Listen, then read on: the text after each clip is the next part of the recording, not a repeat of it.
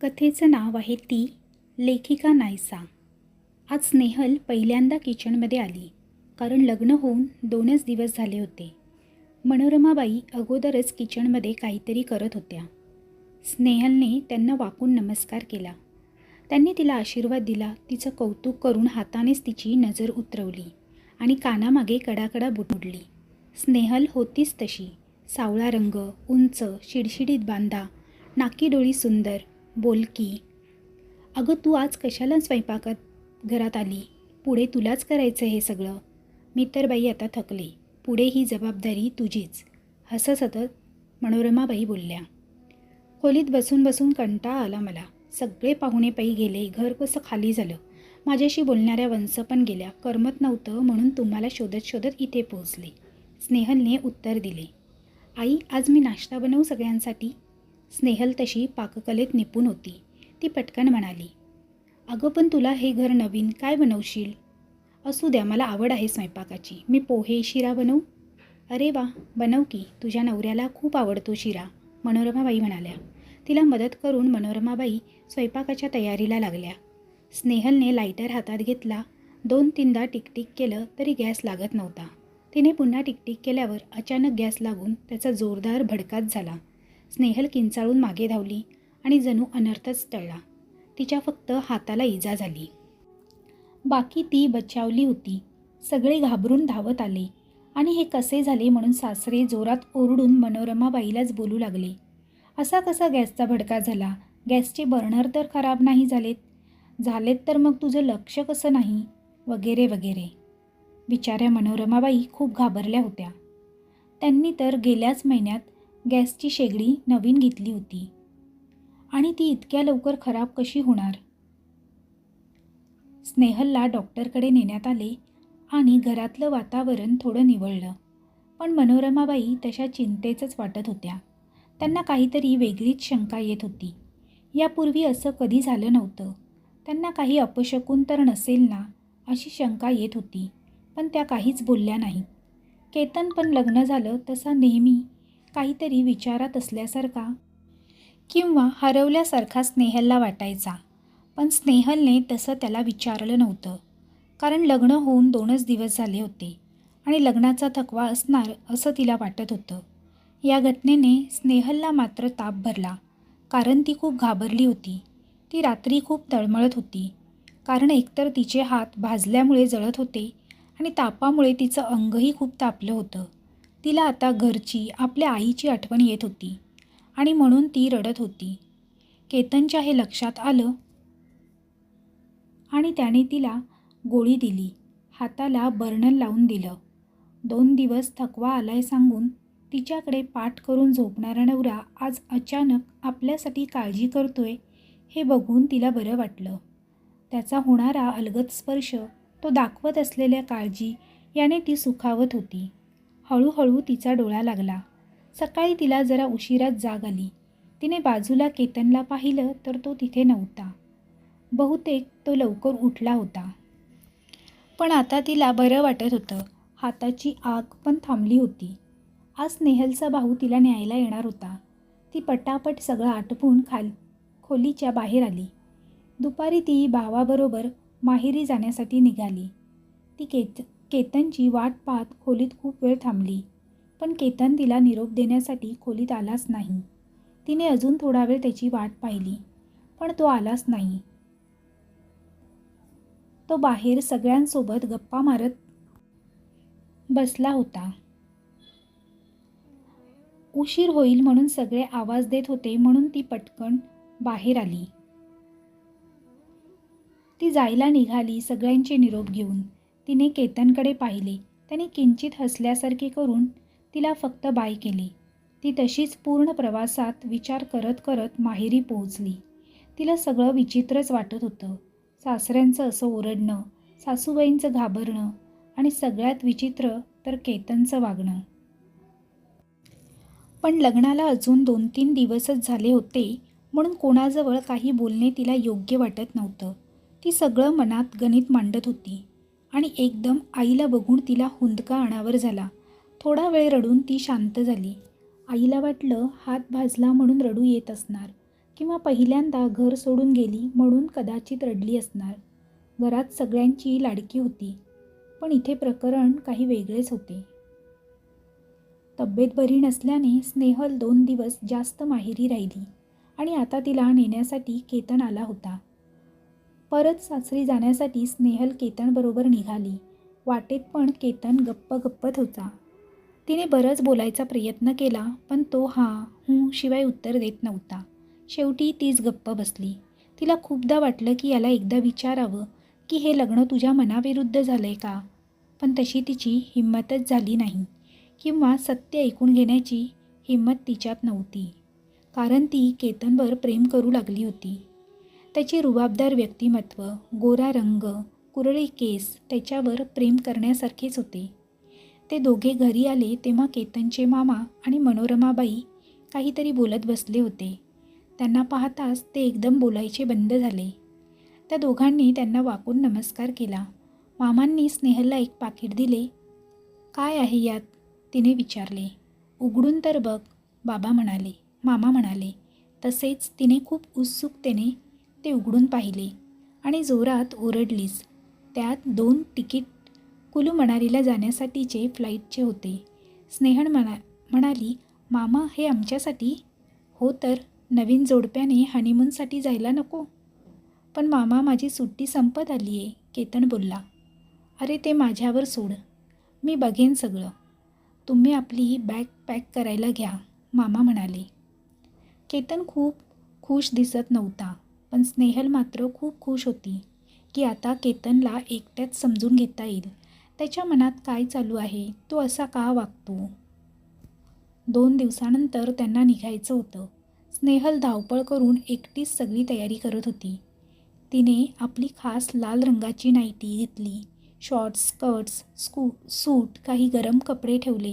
ती आता केतनला इम्प्रेस करण्याचं एकही चान्स सोडणार नव्हती. तिची सारखी धावपळ चालू होती आणि घाईघाईतच तिचा पाय घसरून ती बाथरूममध्ये पडली आणि पायाला जोरात दुखापत झाली. ती उठूही शकत नव्हती आणि चालूही शकत नव्हती. डॉक्टरांनी हेअर क्रॅक फ्रॅक्चर असल्याचं सांगून आराम करायला सांगितलं. स्नेहल खूप हिरमुसली झाली, खूप रडली. तिच्या सगळ्या स्वप्नांवर पाणी फिरलं होतं. पण मनोरमाबाईंना काहीतरी वेगळंच वाटत होतं. त्या खूप चिंतेत दिसत होत्या. याबद्दल त्या केतनशी बोलल्या, पण तो ऐकायला तयार नव्हता. एके दिवशी दुपारी स्नेहल आपल्या खोलीत आराम करत होती. पडल्या ती विचार करत होती की कोणीतरी अशी शक्ती आहे जी केतनला तिच्याजवळ येण्यासाठी थांबवत आहे, असं तिला सतत जाणवत होतं, भासत होतं. विचार करता करता तिचा डोळा लागला आणि तिला असं वाटलं की तिच्या पायाजवळ कोणीतरी उभं राहून तिच्याकडे अगदी टक लावून पाहत आहे. तिला वाटलं भास आहे, म्हणून तिने कूस बदलली. पण परत तिला तसाच सेम भास झाला. ती खूप घाबरली आणि जोरजोरात रडू लागली. ती घामाने पूर्ण ओली झाली होती आणि थरथर कापत होती. मनोरमाबाई पळत आल्या. तिला जवळ घेतलं. तिने सांगितलं की मला कोणीतरी टक लावून पाहत होतं. मान खाली होती, तोंडावर केस होते आणि मोठमोठाले डोळे करून ती मला पाहत होती. मी घाबरले आणि ओरडू लागले. मनोरमाबाईला आता पक्की खात्री झाली की काहीतरी गडबड नक्की आहे. कशीबशी स्नेहलची समजूत घालून तिला शांत करण्यात आले. ती पण शांत झाली. पण हा काय प्रकार आहे? हे माझ्या मनाचे खेळ तर नाही की अजून काही? स्नेहल विचार करत होती. तिचं डोकं विचार करून करून सुन्न झालं होतं. ती आता केतनच्या येण्याची वाट पाहत होती. तिने आपले डोळे भीतीमुळे सताड उघडे ठेवले होते. इतक्यात तिला केतनच्या येण्याची चाहूल लागली, पण ती पायामुळे उठू शकत नव्हती. हॉलमधून तिला बोलण्याचे आवाज येत होते. बहुतेक मनोरमाबाई केतनला घडलेला प्रकार सांगत होत्या. आवाजाची वरचढ तिला ऐकू येत होती, पण स्पष्ट ऐकायला येत नव्हतं. तिने कानोसा घेण्याचा प्रयत्न केला, पण उपयोग झाला नाही. आता ती वाट पाहत होती ती केतनच्या खोलीत येण्याची. थोड्या वेळाने केतन जेवणाचे 2 ताट घेऊन खोलीत आला. आज तो तिच्यासोबत जेवणार होता. तिला आश्चर्य वाटलं, पण त्यापेक्षा तिला जास्त आनंद होत होता. तो तिला आज थोडा वेगळा भासत होता. जेवण संपवून तो बेडवर स्नेहलच्या बाजूला बसला. ती काही सांगणार त्या अगोदर तो बोलला, मला आईने सगळं सांगितलं आहे. घाबरू नको तू. तुझ्या मनाचे खेळ असतील किंवा नसतील, पण आपण हे सत्य मानलं तरी याला काही अर्थ आहे का? परंतु ती त्याला पटवून देण्याचा प्रयत्न करत होती की आल्यापासून तिला कसं सतत काहीतरी वेगळं जाणवतंय. तो गॅसचा अचानक झालेला भडका, काही कळायच्या आत बाथरूममध्ये पाय घसरून पडणं, त्या सावलीचं टक लावून पाहणं, तुझं नेहमी मला या न त्या कारणाने टाळणं, something different Ketan, something different. तिचा आवाज वाढला आणि बोलता बोलता आता ती रडू लागली. केतनने तिच्या जवळ बसून प्रथम तिला मिठीत घेतलं आणि असं काही नाही, सगळं ठीक होईल, माझ्यावर विश्वास ठेव, असं तिला म्हणाला. आता तिला केतनचं असं अचानक वागण्यातील फरक जास्त अस्वस्थ करत होते की हा केतन खरा की तो, याला अचानक काय झालं, असा कसा बदलला. तो तसाच तिच्याजवळ बसून तिच्या डोक्यावर हात फिरवत होता. माझं आईशी बोलणं झालं आहे, आपण घरात शांतीपाठ करू, त्यामुळे घरात असलेले निगेटिव्ह वाईब्स निघून जातील. मी आणि आई गुरुजींशी बोललो, ते पूजेसाठी येणार आहेत आणि ताईला पण कळवले, ती पण येण्यासाठी तयार आहे. सगळं ठीक होईल, तू शांत झोप, मी तुझ्याजवळ बसून आहे. ती आता खूप शांत झाली होती. त्याच्या कुशीत लहान मुलासारखी झोपली. सकाळी सर्ग पूर्ववत चालू झालं. स्नेहलचा पाय आता बरा होत होता. पायाचा पट्टाही निघाला होता. स्नेहलला कुठेतरी आशेचे किरण दिसू लागले होते की आता सगळं चांगलं होणार. केतन पण हल्ली तिच्याशी प्रेमाने वागत होता. एक दिवस केतन ऑफिसमधून आला, तो तोंड लटकवूनच. बराच रागातही दिसत होता. आल्या आल्या तो ओरडू लागला, हे बॉस स्वतःला काय समजतात, सोडून आलो मी नोकरी, आता बसा म्हणा बोंबलत. मनोरमाबाईंनी त्याला पाणी देऊन कसंबसं शांत केलं. आधी पाणी घे बरं, मग बोल काय झालं ते. आधी नाही गाई, हे नेहमीचंच आहे. आता माझा चान्स होता प्रमोशनचा, पण मला डावलून दुसऱ्यालाच दिले प्रमोशन, दिली सोडून. अरे पण रागारागात कधी निर्णय घेतात का? घरात तूच एक करता आणि तूच असं करशील तर कसं होईल? ते मी पाहून घेईन काय करायचं ते, तू नको टेन्शन घेऊ. त्याचा राग पाहून सगळेच बोलायचे बंद झाले. तो खोलीत आला, पण मूड ऑफ असल्याने स्नेहलशी न बोलताच झोपला. स्नेहल पण त्याच्याकडे पाठ करून झोपली आणि पडल्या पडल्या विचार करू लागली की काय चाललं हे सगळं. आणि तिला लग्नापासून तर आत्तापर्यंतच्या सगळ्या घटना एखाद्या चित्रपटासारख्या आठवू लागल्या. जरा कुठे तिचे आणि केतनचे संबंध सुधारू लागले की काहीतरी अघटित घडतं. विचार करता करता झोप कधी लागली हे तिला कळलंच नाही. तिला मध्यरात्री एकदम परत तोच भास झाला. तेच डोळे, तोच केसांनी झाकलेला चेहरा दिसला. पण यावेळी त्या डोळ्यात एक प्रकारची वेगळीच चमक दिसली. जणू ते डोळे तिला चिडवत होते. ती जोरात घाबरून केतनला उठवू लागली. घाबरल्यामुळे तिच्या तोंडून फक्त ती निघत होतं. केतन चिडून म्हणाला, सुरू झालं तुझं, झोप बरं, कोणीच नाही तिकडे. परिस्थिती पाहता ती पण झोपली. झोप तर येत नव्हती तरी प्रयत्न चालू होते. सकाळी उठल्या उठल्या तिने रात्रीची सगळी हकीकत मनोरमाबाईंना सांगितली. मनोरमाबाई आता मनातून पुरत्या घाबरल्या होत्या, तरी देखील त्या स्नेहलची समजूत घालत होत्या की बघ, परवा म्हणजे शनिवारी गुरुजी पूजेसाठी येणार आहेत, सगळं ठीक होईल, तू काळजी करू नकोस. ठरल्याप्रमाणे पूजेची सगळी तयारी करण्यात आली. केतनची बहीण सीमा पण आली होती. पूजा यथासांग पार पडली. गुरुजींनी सांगितलं आता घाबरायचं कारण नाही. त्यांनी एक काळा धागा स्नेहलच्या हातात बांधला. घरात आता सगळ्यांना हलकं वाटत होतं. सगळं पूर्ववत होईल अशी आशा वाटत होती. केतनचं आता रोज नवी नोकरी शोधणं, इंटरव्ह्यू देणं चालू होतं, पण यश हाती येत नव्हतं आणि म्हणून त्याची घरात सतत चिडचिड वाढली होती. एकदा असंच तो दुपारी कुठली तरी फाईल सापडत नसल्याने स्नेहलवर ओरडू लागला, तुला कितीदा सांगितलं, माझ्या कुठल्याही वस्तूला हात लावायचा नाही, खूप महत्त्वाची फाईल होती. त्याच्या अशा ओरडण्याने आज स्नेहलचाही संयम सुटला आणि ती पण परत बोलू लागली. दोघांमध्ये खूप वाद झाला. तो रागारागात घरातून बाहेर पडला. स्नेहल पण बेडवर रडत रडत झोपली. खूप झालं, आता नाही राहणार मी या घरात, मी उद्याच आईला फोन करणार आणि माहेरी निघून जाणार. विचार करता करता तिचा डोळा कधी लागला हे तिला कळलेच नाही आणि पुन्हा तिला तोच भास झाला. पण यावेळेस ती केतनला ओढून नेत होती आणि इकडून स्नेहलने पण केतनला ओढू लागली. सोड, सोड त्याला, तो माझा नवरा आहे, तू कुठे नेतेस त्याला, सोड. ती हसत हसत बोलली, जर तू त्याच्याशी अशीच भांडत राहिली, अशीच वागत राहिली तर मी नेईन त्याला कायमचं माझ्याकडे. त्या दोघं केतनला ओढत होत्या आणि स्नेहल सोड सोड म्हणून जोरजोरात ओरडत होती. तिचा आवाज ऐकून मनोरमाबाई आणि सीमा दोघीही धावत तिच्या खोलीत आल्या, तर स्नेहल भीतीने थरथर करत होती. ती घामाने पूर्ण ओली झाली होती. तिचे डोळे लाल झाले होते आणि ती ओरडत होती. तिला त्या दोघींनी शांत केलं. आज तिला जाणून घ्यायचे होते की काय प्रकार आहे. ती त्यांना विचारू लागली, ती कोण आहे, मला ती का दिसते, मला नेहमी का घाबरवते. मनोरमाबाईंनी सीमाकडे पाहून म्हणाल्या, सीमा आता तूच सांग बाई, काय प्रकार आहे ते. ती काही बोलणार तोच केतन बाहेरून आला. सगळ्यांचे घाबरलेले चेहरे पाहून केतन विचारू लागला, काय झालं, तुम्ही इतके घाबरलेले का दिसतायत. मनोरमाबाई म्हणाल्या, आज तिला परत ती दिसली. केतनने स्नेहलकडे बघून म्हणाला की स्नेहल, अगोदर तू शांत हो आणि मला सविस्तर सांग काय झालं ते. स्नेहल सांगू लागली की आज मला तिचा चेहरा जरा स्पष्ट दिसला. तिचे डोळे रागाने लाल होते आणि तिने तिचे वर्णन केले. ते हुबेहूब रेवाचं वर्णन करत होती. केतनला आता आश्चर्य वाटू लागले की इतकं रेवाचं वर्णन कशी करते, हिने तर तिला कधी पाहिलंच नाही. तरी मनोरमाबाई केतनला म्हणाल्या की आता तूच हिला हकीकत काय आहे ते सांग. आणि त्या दोघी उठून खोलीच्या बाहेर आल्या. केतनने स्नेहलला शांत करून बेडवर बसायला सांगितलं आणि म्हणाला, स्नेहल, आता मला जे सांगणार आहे ते तू शांतपणे ऐक. आणि मग तो सांगू लागला, मी आणि रेवा याच खोलीत तासनतास गप्पा मारायचो, सोबत अभ्यास करायचो, भांडायचो. हीच खोलीच काय आमची लहान दुनियाच होती म्हणा. रेवा आणि तिचं कुटुंब मी 12वीत असताना आपल्या घराच्या बाजूला राहायला आले. रेवा आणि मी एकाच वर्गात होतो. हळूहळू आमची ओळख वाढत गेली. आम्ही कॉलेजला सोबत येत जात होतो.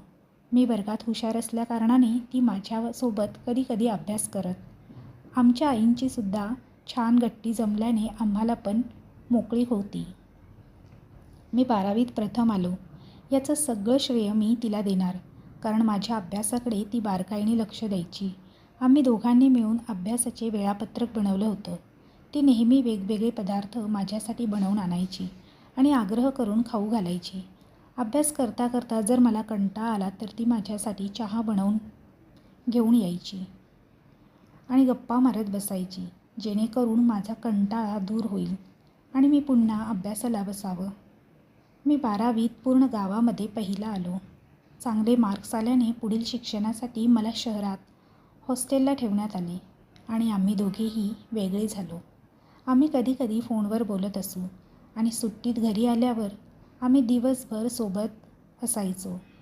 एक दिवस असाच मी सुट्टीत घरी आलो होतो. माझी आई आणि तिची आई दोघीही बाजारात गेल्या होत्या. घरात मी एकटाच होतो. अचानक ती आली आणि मला मागून मिठी मारून आय लव्ह यू बोलली.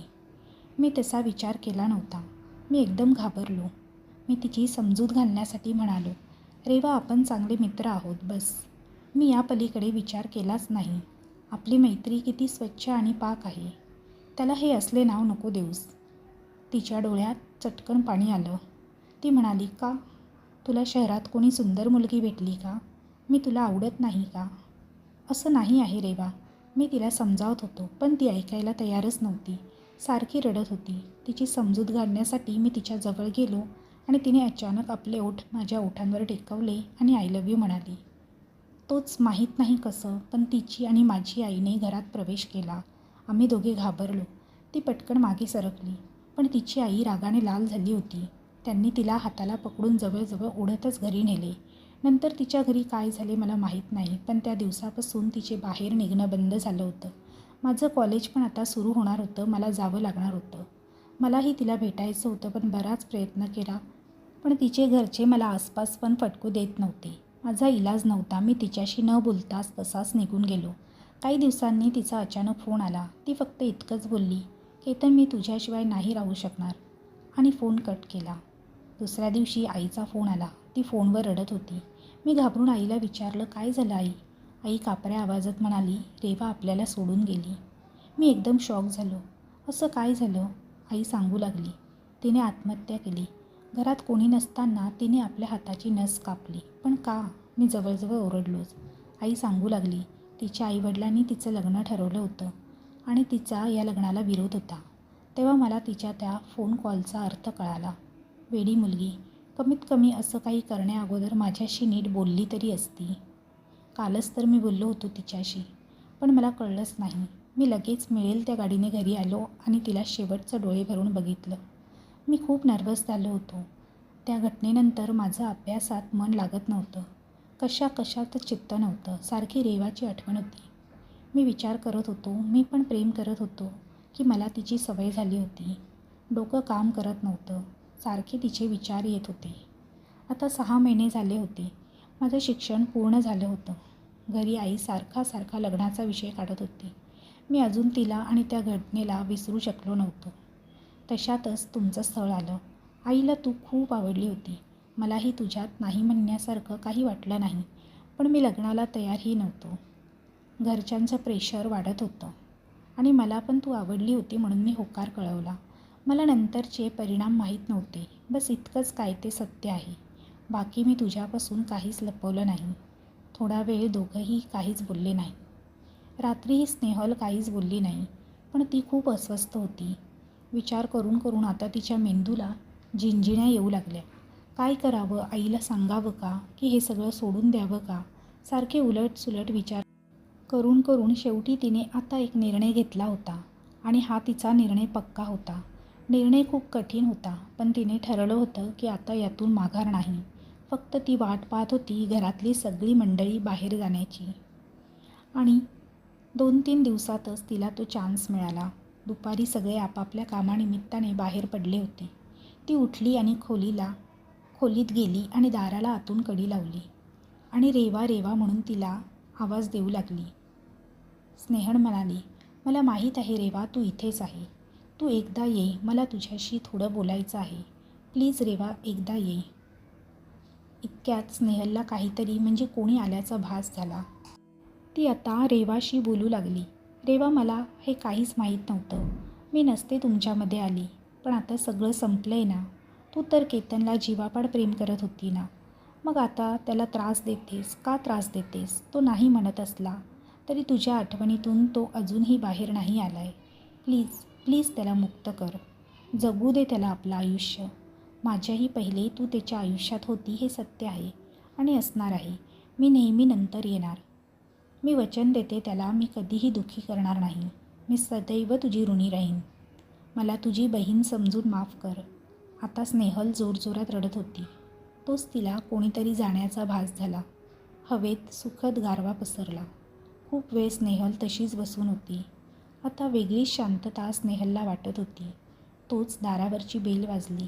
स्नेहलने डोळे पुसले आणि दार उघडायला गेली. समोर केतन उभा होता. त्याच्या हातात पेढ्यांचा पुडा होता. केतनने घरात येऊन स्नेहलला मिठी मारली आणि म्हणाला, मला मुंबईला जॉब मिळाला. स्नेहल खूप खुश झाली होती. तिने मनोमन रेवाचे फार आभार मानले. पेढे घेऊन देवापाशी ठेवले. तोच मनोरमाबाई आल्या. केतनने त्यांना नमस्कार केला आणि म्हणाला, आई, मला नोकरी मिळाली मुंबईला. राहायची पण व्यवस्था झाली. मित्राचा फ्लॅट आहे. 1-2 दिवसात निघणार. त्या पण खूप खुश होत्या. त्या स्नेहलला म्हणाल्या, आज तुझ्या नवऱ्याच्या आवडीचा रव्याचा शिरा कर गं बाई. आणि त्या देवाचे आभार मानू लागल्या. आजची रात्र त्या दोघांसाठी खूप खास होती. स्नेहल आपलं काम आटपून खोलीत आली. केतन तिची वाटच पाहत होता. ती आल्यावर केतनने तिच्यासाठी आणलेला गजरा तिला दाखवून तिच्या केसात माळला. ती त्याच्याजवळ बसून बोलू लागली, केतन, आपण रेवाचं प्रेम कधीच विसरायचं नाही आणि तिचं वर्षश्राद्ध येईल तेव्हा तू तुझ्या हाताने पिंडदान करावं अशी माझी इच्छा आहे. हो, तू एकदम माझ्या मनातलं बोलली. खूप प्रेम करायची ती माझ्यावर. मी तर ठरवलंय यापुढे एकांतात मी तुला रेवा म्हणूनच हाक मारेन. ती हसून त्याच्या कुशीत शिरली. समाप्त. तर आजची ही कथा तुम्हाला कशी वाटली हे कमेंट बॉक्समध्ये कमेंट करून नक्की कळवा. तसेच कथा आवडली असल्यास तुमच्या जास्तीत जास्त मित्रपरिवारांसोबत शेअर करायला विसरू नका. कथा आवडली असल्यास व्हिडिओला लाईक करा आणि शेअर करा. त्याचप्रमाणे चॅनेलला सबस्क्राईब करा. तसेच बेल आयकॉनवर क्लिक करून ऑलवर सेट करा, जेणेकरून तुम्हाला नवनवीन व्हिडिओचे नोटिफिकेशन लगेचच मिळतील. धन्यवाद. थँक्यू. पुन्हा भेटूया परत अशीच एक नवीन कथा घेऊन. तोपर्यंत सर्वांना बाय बाय. थँक्यू.